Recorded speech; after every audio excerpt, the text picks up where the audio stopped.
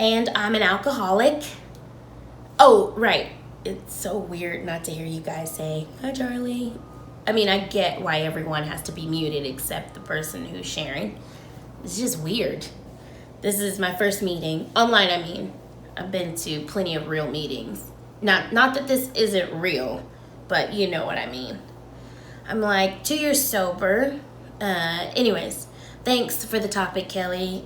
What have I been doing to stay healthy in quarantine? I started with the basics. Trying to exercise, going on walks,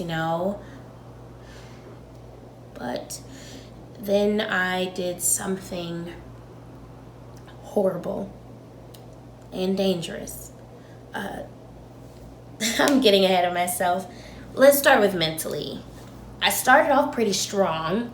I was resolved to start reading. My sister left Bridget Jones' diary at my house before quarantine started, so I thought I'd read that.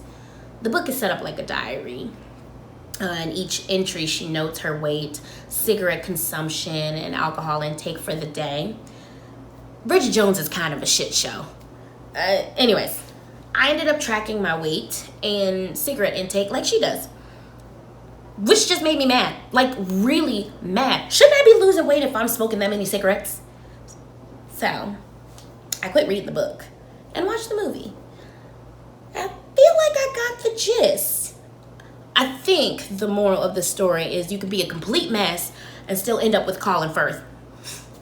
So, I stopped worrying about my weight and stuff. So emotionally, I've been a little needy. I've made my sister FaceTime me for an hour every day. Except for the day that I did something bad. Really bad. I went to a dark place. Anyways, so I have someone to talk to for an hour, but then there's still 23 more hours in a day. I guess I'm sleeping for like 7, so that's 24 minus 8, 16. 16 hours a day with no one to talk to. So I got on chat roulette. For those of you who don't know, chat roulette is a website that matches you with random people to talk to from all over the world. And when you feel done talking, you just click next.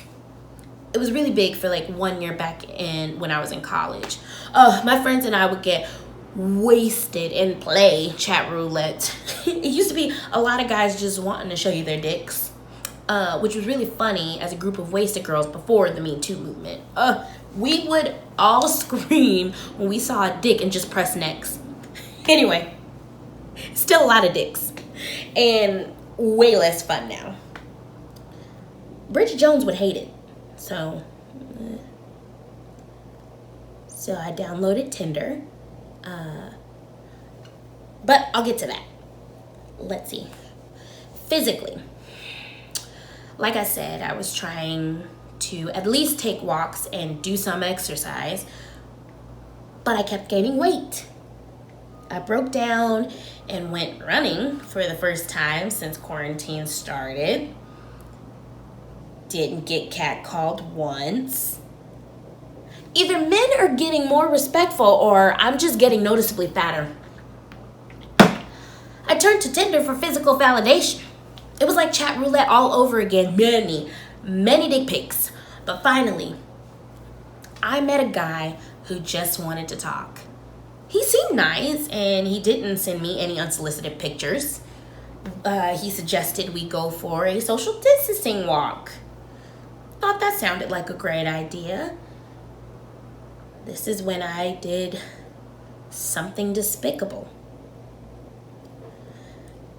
We went on our walk, all the time staying 6 feet apart. The sexual tension was incredible. Oh, Bridget Jones would have loved it. And then at the end of the walk, I don't want to admit this, but we hugged. I know. I feel like a slut. I can't believe I almost went to first base on a first date during a pandemic.